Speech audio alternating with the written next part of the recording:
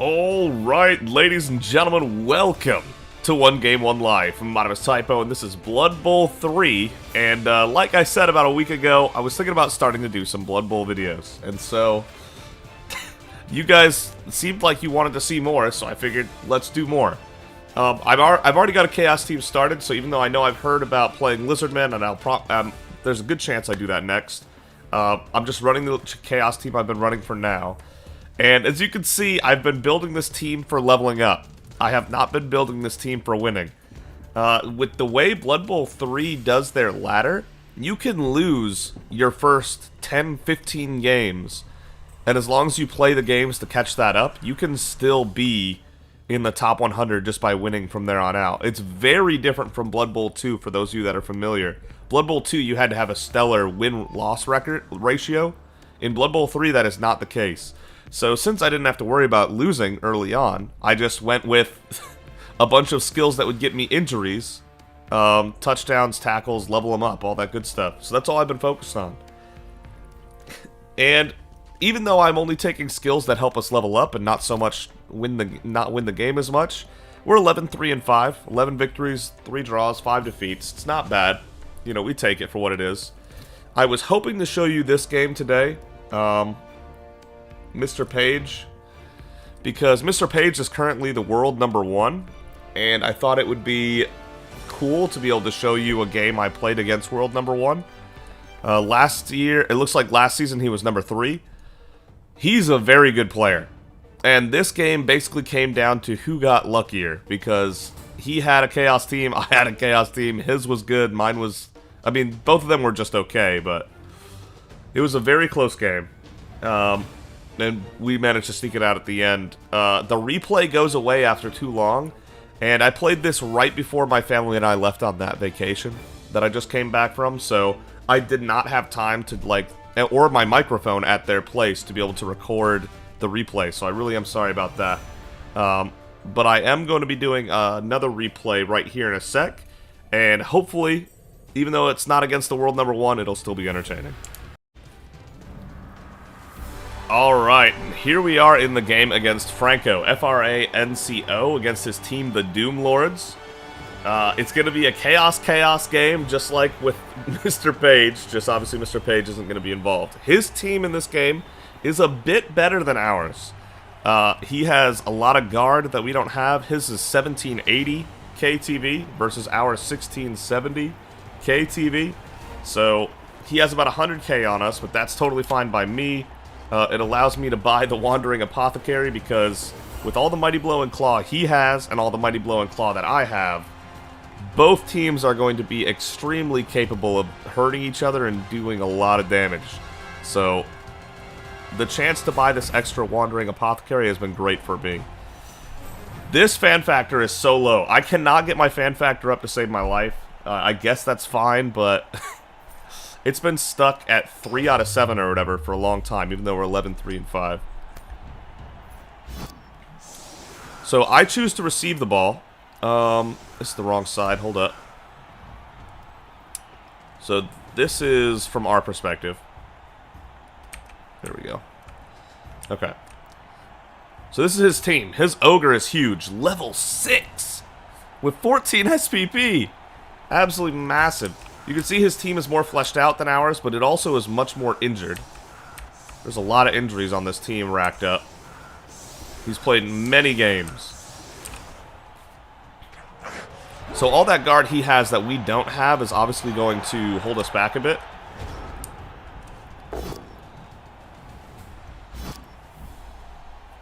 But every single block has a good chance of doing an injury, so that's why I wanted to be on offense first. I usually take defense first, but when we all have all this Mighty Blow and Claw, it's going to be so easy to remove opponents that I wanted to get the blocks off first to try to get this steamrolling. Trying to get it so that I can start removing his players faster than he can keep them on the board and get rid of mine.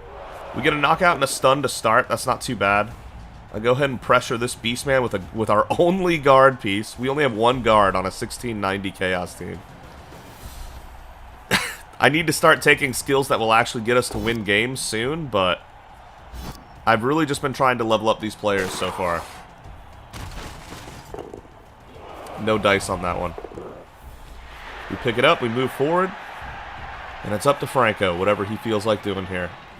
And obviously, I'm a little worried because he's got some really dangerous pieces. But you'll see he's actually extremely bold. Look at that. With a no-block piece, the first thing he does is roll a 1 die and pows our guard piece. What is that? And he blitzes with his Ogre, which has a 1 in 6 chance of wasting his blitz. He's making a lot of interesting decisions here. And to be honest, when I saw these decisions on turn 1, I thought it was going to be a really good game for me, for us, because those are bad plays. I think most people would agree. Blitzing with your Ogre should only be done when you absolutely need to, because of the chance of wasting your blitz, or if he's like absolutely got the best chance, but it's usually not the right call. I try to get his Ogre off the field, get a Mighty Blow Claw on him. His Ogre has 11 AV, by the way, but with Claw it only has 8+. We managed to get the stun. Not the removal we were looking for, but we go ahead and put the ball handler up against this Beastman so we can get more blocks off. I was forced to re-roll a double skull there. I'm just trying to get everything off as much as I can. Not getting any knockdowns. Feeling pretty bad about that, to be honest. And now we have to put the guard there to try to make this better and get another block off. That's a Mighty Blow Claw, Beastman. That can definitely hurt, and we did not even manage to stun it, so not a good turn on my part. I'm trying to counteract all the guard he's got built up. His team is stronger than mine because of it. And I'm trying to make sure we don't get too punished out here when he's got the stronger bashing team. Now, he's re-rolled double arrows. He did not need to re-roll that. So, again, a greedy and questionable call, making me feel a little confident that we're at least a better player. He goes for a 1-die blitz. I don't hate that, but here. It worked out for him because he got lucky with the dice again, but if he had just moved this guy or this guy, probably this guy here, then I suppose he didn't want to put him there because there's a Mighty Blow Claw piece here and he doesn't like his safety. He could have easily 2-died our ball carrier by just putting him here and doing the blitz again, which I probably would have done. But I get, you know, I suppose I get why he didn't do it and just banked on hitting the 1-die. He rolls a dirty player sneaky get against a player with no assist and manages to get it, so good for him there. Another stun. We are stunning each other a lot. Not getting any injuries and only one knockout so far, but we are getting plenty of armor breaks to show that we're capable of it. Oh my god, my blocks are so tough right now. Go for the Mighty Blow Claw, and I'm still getting nothing. I'm getting just push after push after push, and I'm really starting to sweat because if I can't hit anything, I'm going to have a lot of issues. Because this game is going to, a lot of it's going to come down to who can remove who off the field when it's just 2 Chaos teams. And it's not going to be me if I keep rolling pushes. I try to put him there. Now, he's obviously got an easy in here. If he so much as puts any guard piece like this here, or anything like that, he's got something right here. He can knock him out of the way, he's got a blitz. But let's see what he decides to piece together here. He blitzes with his Ogre again. That's his blitz gone. Now that he's blitzed with his Ogre, first off, there's a 1 in 6, he never even got that call. Gets a knockout, that's fair. It's one of our best pieces, but it was a Mighty Blow Claw Ogre. What are you going to do? He can't attack our ball carrier now because he blitzed with his Ogre. But all of his guard is stacking up, and he's getting a lot of hits on us here. It's starting to get pretty dicey. Okay, here, he is absolutely trouncing us down this line, right? He is laying it down, showing us who's the boss on this side, utilizing all that guard on his team so that I'm pressured and can't do anything. But he decides to... He's convinced that I'm going to swap sides because of this so hard that he sends these 2 Beastmen off to this side. And after he's done that, I'm actually not so worried about it anymore. Had these two Beastmen stayed over here, I basically would have been forced to swap, right? But because he sent them over there, there's still a chance I can salvage this. And I keep pushing players. I can't knock over a damn thing. So we stand up those two. We do a 1-die, but we had a block 1-die. I was like, I just need to move somebody. Don't get any removal or anything, but we're starting to knock over this side again. Still can't knock people over for the most part. I'm occasionally getting knockdowns now, but it's not looking good. And I decide to move the ball forward up the line because, you know, they're not doing anything about it. Now, I realize I put this player here so I can get another knockdown. Got a stun out of it, so that's not too bad. And then the ogre rolls a double down on both dice, so nothing happens here. I realize this guy's in danger of getting knocked down here. But honestly, it's such a scuffle at this point. Maybe it wasn't the right move, but even if he does get knocked down, there's so many players here to pick it up. This sure hands guy can pick it up. If he rolls a double down, he can wrestle him to the ground, and that at least puts him on the ground. It's not ideal. It's far from ideal. And it would give a Mighty Blow Claw player a hit, everything. So, I really am scrambling. These plays are not perfect. We actually finally knocked something over with a 1-die also. I love that.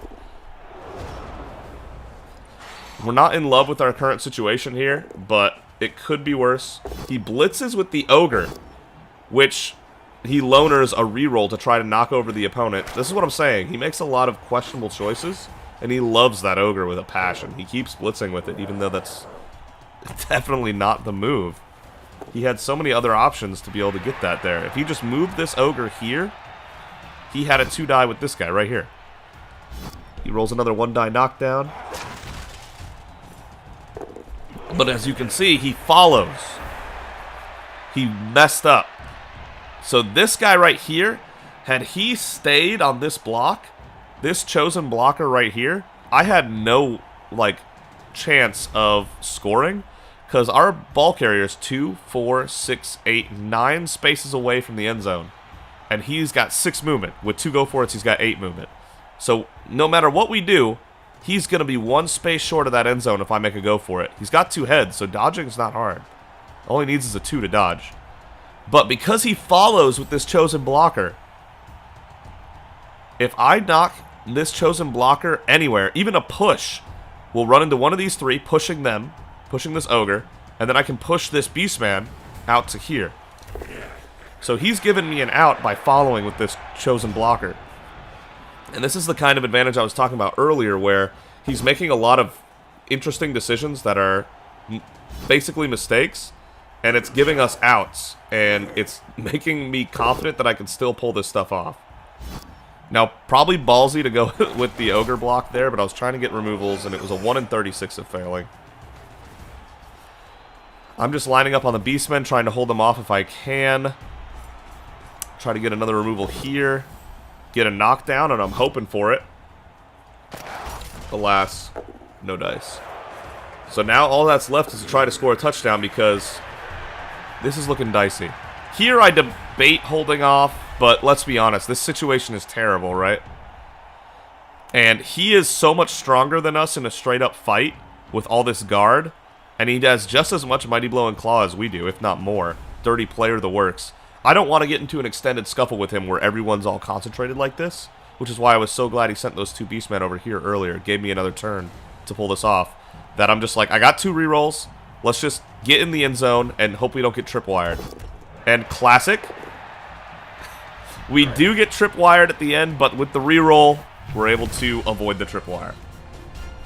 There's something about doing a go for it on the end zone space that seems to always fail the roll. That's crazy. But we made it. Touchdown. But we did score on turn 5, which means he's going to have 4 turns to score, which we're not feeling good about. He gets his only knockout back.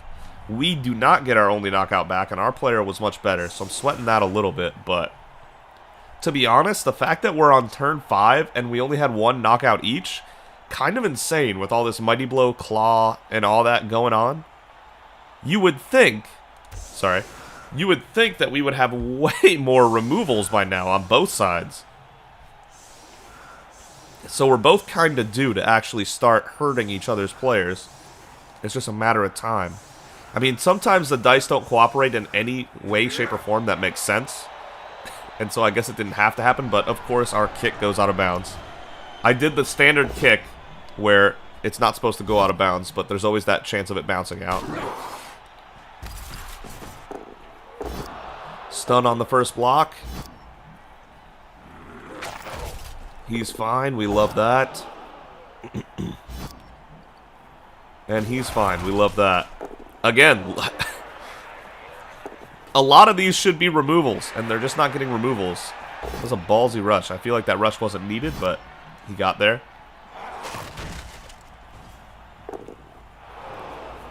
That one made sense that it wasn't a removal. AV 10 plus against someone with no Mighty Blow, no Claw, or anything like that. We're fine with that.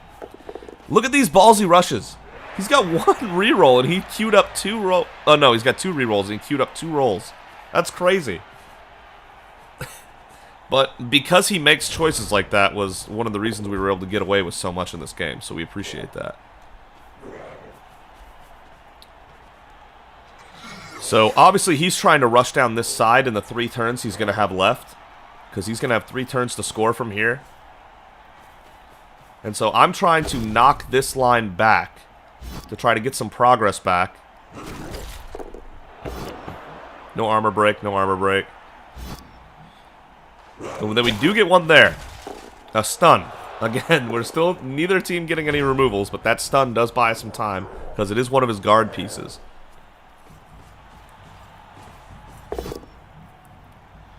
He gets a solid hit here. And that's a stun on us. Actually doesn't blitz with his ogre, which I think might be the first time he's done that this game. Goes for the foul. Doesn't get it. And, okay. He ends his turn here. He still has this player he can move. Let me go back. How do you go back like one decision? Okay.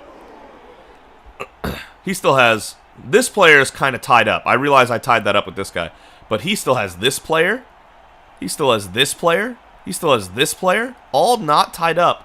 And these beastmen are worth nothing. Just go ahead and pop it right here. And then this guy's defended. He moves this guy here with no defense in front when one of these beastmen could just hold this spot. And his defense is substantially better. I don't know why he ended his turn. But I said, alright, you're giving me an opening. I'm going to take it. Bonehead with the ogre is fantastic, but it was due. Neither of us had boneheaded our ogre yet, so it was due. Alright, so I go ahead and get a guard block on with the chosen blocker, and boom! Finally, we get an injury. A full removal. Badly hurt, get him out of here. Then we get another beastman over here to tie him up, and we've got this sure hands player here. He was on the ground, so he couldn't reach. So that's why I sent him back, just in case we needed a safety. He's got wrestle and tackle. He'll bring somebody down as long as he doesn't roll a skull arrow. Or worse. But this guy can get here now. Now that we've knocked over this player. 1, 2, 3, 4, 5, 6, 7. One rush, and we can 2-die their ball carrier because they decided not to put one of these 2 beastmen right here. I don't understand, but I'm all for it. It helped us out. So this is this is a sacrificial blow here. Nice. So we go there, we get the rush, we get the POW, we get everything over here is going great. I moved this beastman here against this guy because I just wanted...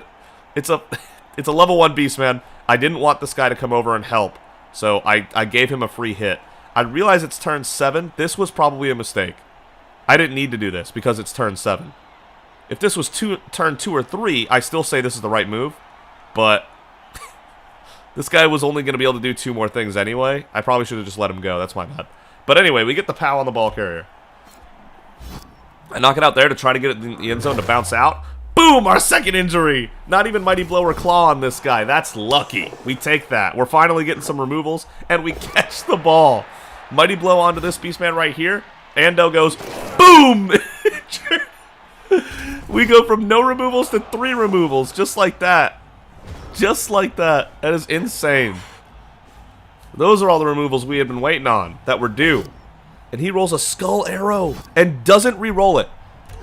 It is turn 7. Your opponent has the ball. You've got a Mighty Blow Claw on the ball. You just spent your blitz. You've got 2 rerolls, and you don't reroll that. I don't know if Franco was tired or what, but that's crazy. I was super thankful for it, but that's crazy he didn't reroll that. Just pushes him off to move the ogre.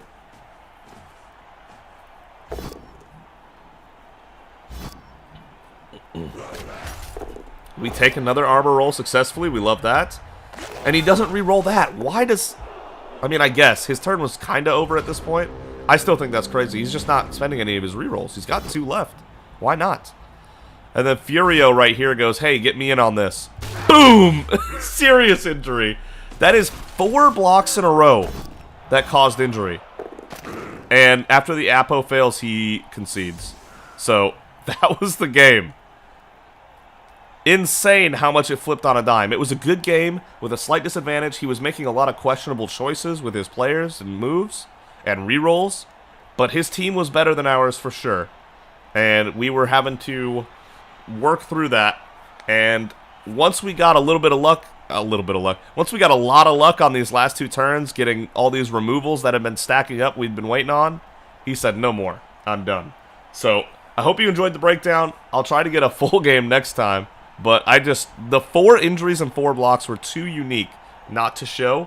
And so, yeah, let me know if there's more teams than Lizardman you want to see. If that's all I hear about, there's a good chance I end up playing it. Maybe I'll do a poll on the channel, I don't know. But for now, I'm going to rock out Chaos, see how that goes. And I'll see all of you next time.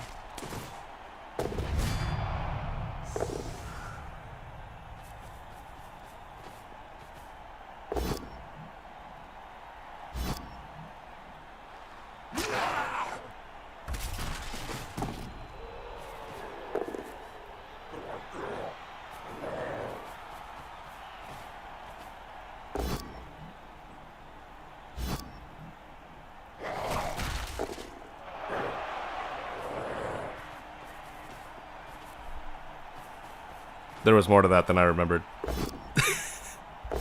But now for real. I'll see you next time.